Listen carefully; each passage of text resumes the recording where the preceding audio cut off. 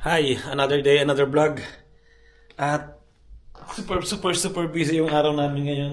Ang type lang namin pinapatuyo dito sa bahay. Tapos kulimlim na naman ngayon. Sana wag umulan. May part-time kami ni Mrs. dun sa parlor. At ayun nga, super busy yung araw ngayon kasi birthday ni tatay.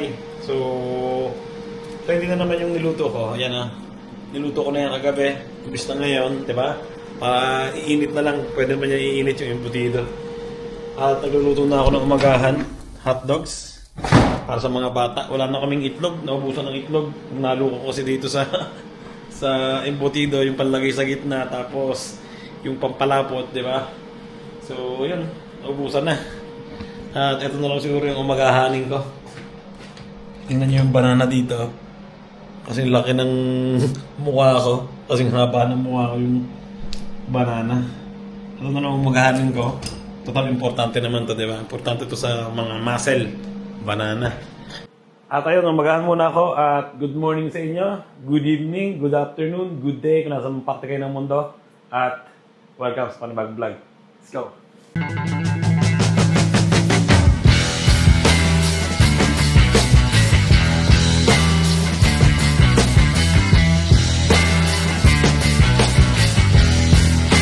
Ayun, galing akong supermarket. Bumili ako ng aluminum foil. Kasi nga, yung ginawa ko kahapong embutido, yung 6 lang yung nagawa ko sa 1 kilo, 8 yung nagagawa ko.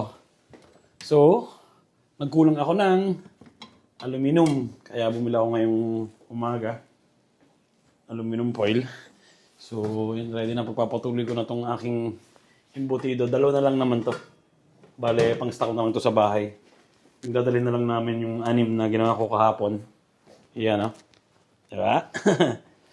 So, yun, tatapusin ko muna to. At mamaya, punta na kami ni Mrs. sa trabaho.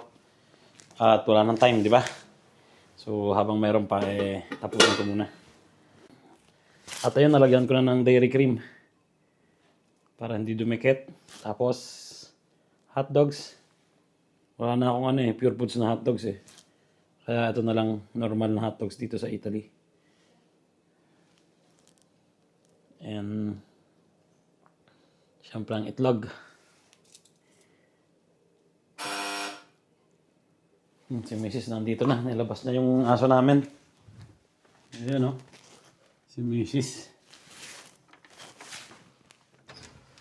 Ay. Tuwin ko muna to. Dadalawa lang naman to.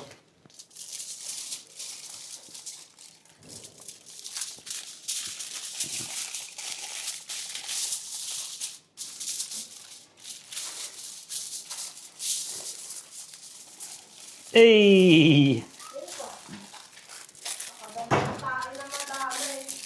Nakadalawang tae.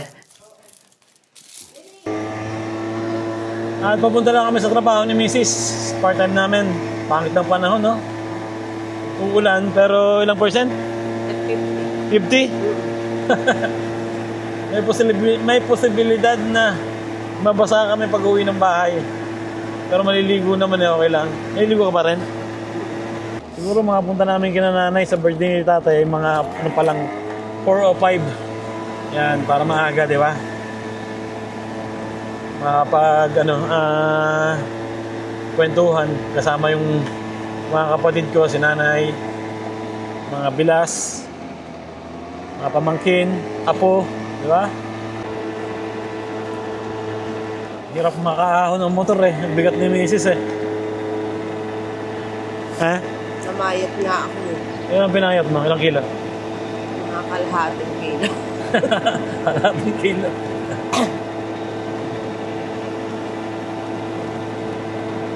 Pero okay lang naman yung takbo. Ano lang, banayad kung tawagin nga, di ba? Ano? Hindi naman Ang tawag? Banayad. Yung kumbaga dahan-dahan lang. Hindi mo tayo nagmamadali mamaya sa kamadali mo, madaling ka rin ni Lord, di ba? Chill lang yung drive lagi. May simbahan. Ano pala ngayon? Palm Sunday dito. Pero dito ang ginagamit, yung dahon ng olive. Imbis na palaspas, di ba sa atin yung palaspas ng nyog, no? Nyog ba yan? Yog. Nyog. Dito ang ginagamit nila, dahon ng olives. Yung mga puno dito. Hindi kami nakapunta eh. Gusto namin pumunta eh. Pupunta pa kami ng part-time nga. So, hindi namin alam kung... Saltiamoli, ano bang oras kung na? aabutin namin. Subukan natin, ha? Ha? Subukan pala namin pumunta sa sa simbahan dito sa sentro. At baka may namimigay ng ng dahon ng sanga at dahon ng olive. Yung iba nagdadala. Kasi Dito kasi marami, iba yung gusto nilang Sa style. dinadaanan namin madami. Madaming nakuha na ng olive yun. Olive yun. Yung nadadaanan namin na yun. So, mayroon kasi tumigil dito eh. Baka may sasakyan na mabilis eh. Kaya doon na lang siguro, meron naman din doon. So yan, dahil lang kami ng konti at medyo malapit na rin kami. Trabaho ng 1 oras o 1 oras at kalahati.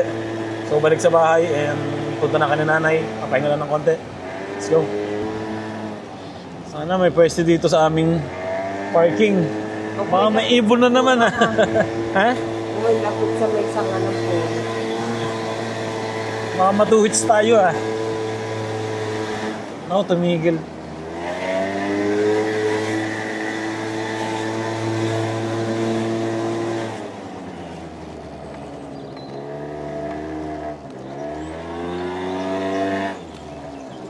Dito na kami. Sana wag naman iputan to na. Dito na lang na.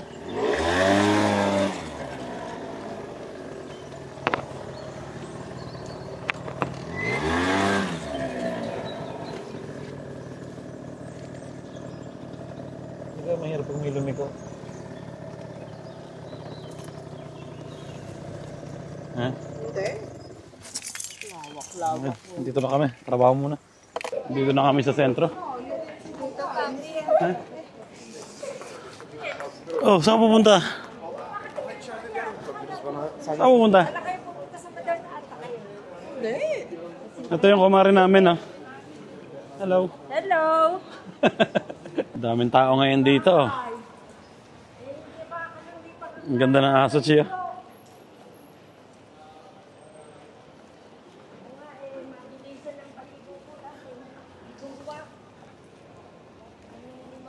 Saan ka galing? Hindi katawan doon sa amin. Pupunta lang, gagala ka lang talaga dito sa sentro? Punta lang ako sa church. Church ka.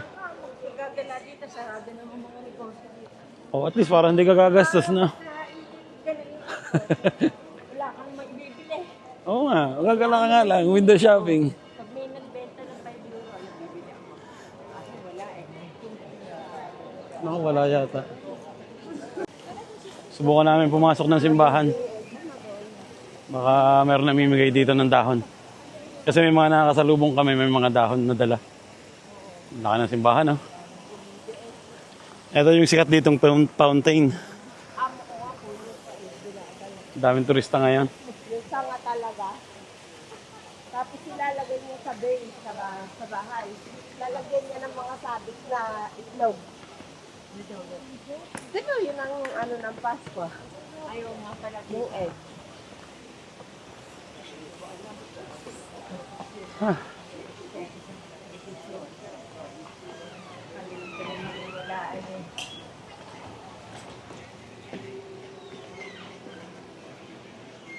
Dito tayo sa simbahan ngayon.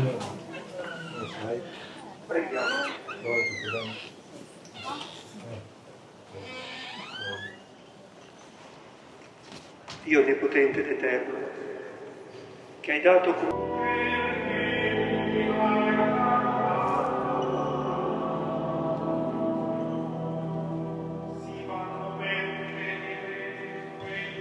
Naka-attend kami ng konting misa.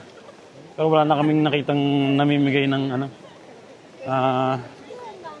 dahon. Daming pulis. May kasal siguro, Daming turista dito ngayon, grabe. Ang aga pa lang. Mga iba-iba yung salita nila eh, no? Parang German yung salita nila eh. O France. Nandito na kami sa trabaho namin ni Mrs. Part-time muna. Kailangan magmadali. Ayun, inabot na kami ng ulan. At pauwi na kami. Grabe. Meron ditong basahan. Teka lang. Ambon lang naman, hindi naman sobrang lakas na ulan. Maliligo din naman pag uwi sa bahay, di ba? So, okay lang na mabasa ng konti. Basa ang helmet mo?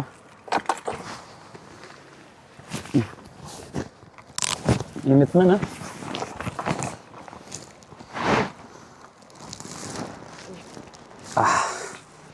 Ayun, let's go.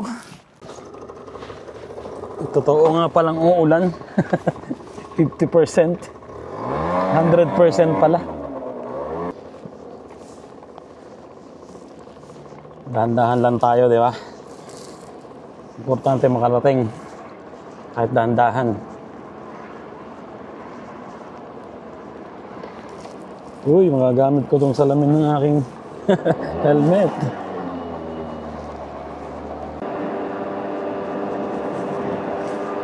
Hindi naman siguro ito lalakas ng todo na. Ganyan lang yan. Baka mamaya tila na yan eh. Dahil maliwanag na rin eh. Hindi naman madilim na madilim katulad kanina umaga. Ang problema lang pag ganitong yung nabasa lang ng konti yung kalsada eh medyo madulas to kaya ingat sa pagdadrive, di ba? Dapat magkakotse na tayo.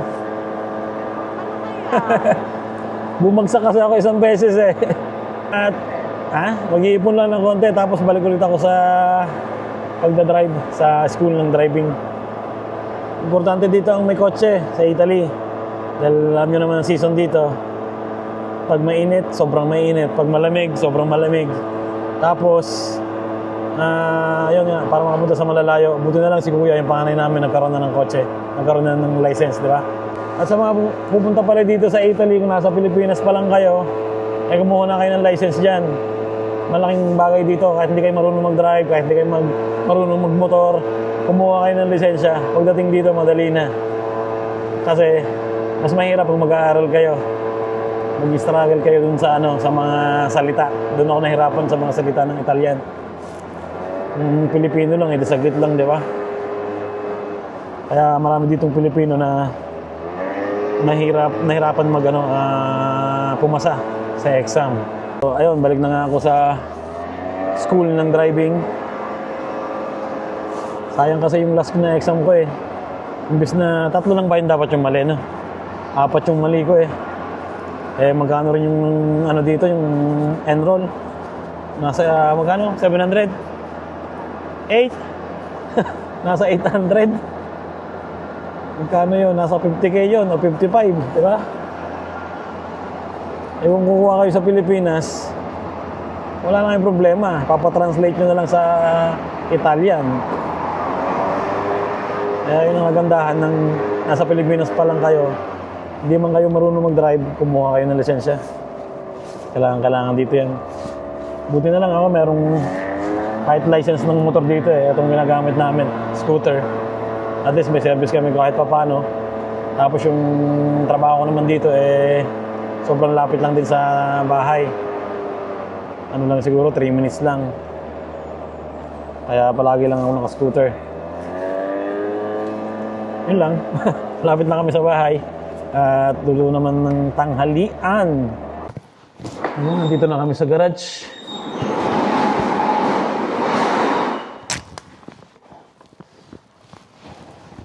Siguro mag-ano pa lang, 1:00 o 12:30 ata. Ano oras na ba? Ay! Importante doon, nakatapos din ang trabaho. Pwede nang mag-enjoy. Hi, dito na kami sa bahay.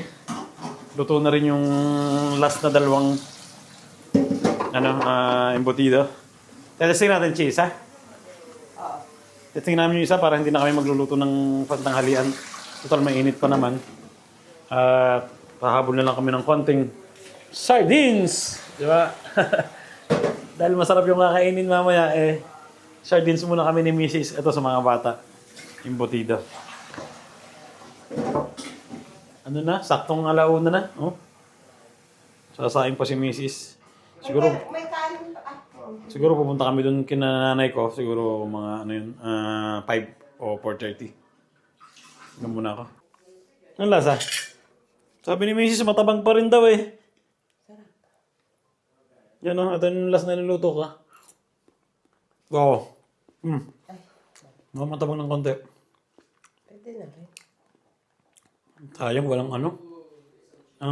Tawag yan? Ketchup na. Basti! Ito yung niluto ko nung last. Pero para sa akin, ano to masarap din eh. Gawa ng pure foods eh. Magkaiba yung lasa. Iba talaga pag may pickles. Wow. Meron din kami ditong sardinas. Magkano bilhin natin dito? 1 euro na? Wala pang 1 euro to. Kumbaga 60 pesos. Di ba? Hindi ko alam magkano sa atin yung sardinas. Magkano ba sa atin yung sardinas? 1 euro na, plus na. Tapos hindi ko alam kung ilan yung laman. Tingin ka na lang bahalang tumingin kung ilan laman. Ito, 1 euro. Ilan ang laman nito? 5. Yan, 5 ang laman.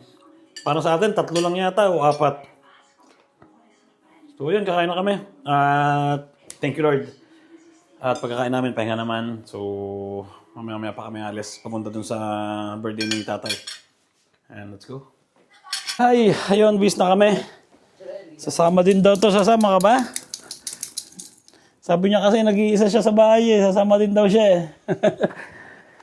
Bis na rin siya na kuya. Itong si Basti nag-aano pa ng kanyang pambentang hoodie. Sinusukat niya yung mga size ng Sabihin mo pang 7 ani to. ng kanyang ibebenta. So, let's go. Tara. Umuulan sa labas. Dumiretso na talaga yung ulan. Grabe ang ulan, no? Diba? Ayan, no? Buti na lang, hindi kami inabot talaga ng masyadong ulan sa, trabaho namin ni Mrs. Kung hindi, basang-basa kami sigurado.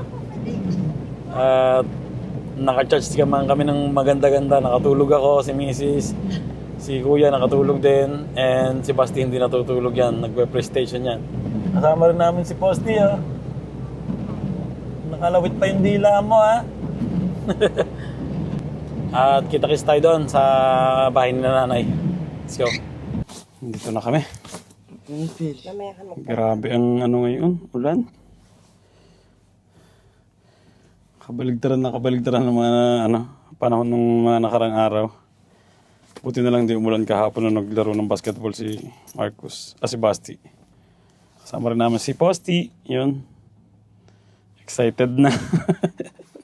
May dala rin akong speaker para makapagkaraoke kami dito. Tara. Ay.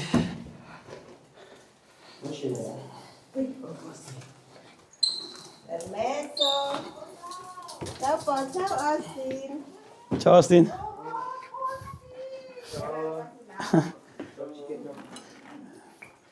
Ciao, bello. Questo con la gregata io, vera? Ti piace? Japonese.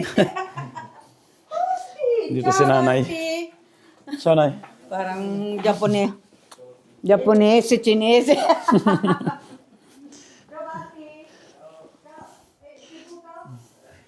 Putrip na agad tayo. Wala nang intro.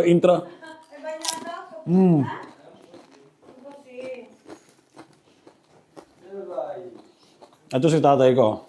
Ayan. Ano yan? Kay Basti. Tatay. Posty. Ano si Mami? Ilan taon si tatay? 65? 66. 66 na pala si tatay. 59 siya eh. Sino mga bisita? Namaste! Si Auntie. Tayo lang, mamaya dyan, te. Yun, nandun si Auntie. Oh, ano yan? Tingnan natin kung ano may niluto. Ay, magsasayin pala ako. Saan mo nagluto niyan? Oh, wow. Pasta.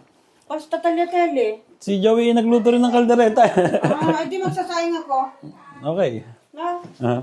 The best of me. I'm only one, but not alone. Lasciateci ballare con un bicchiere in mano domani. When my fantasy fly away, but my feelings make me stay. Dreaming about the things that we could be. Baby, I've been hard. Nasaktan na bigo, kang delikado na naman ako. Bakit kinikilig na naman ako? Kahit muling masaktan, I'm so happy when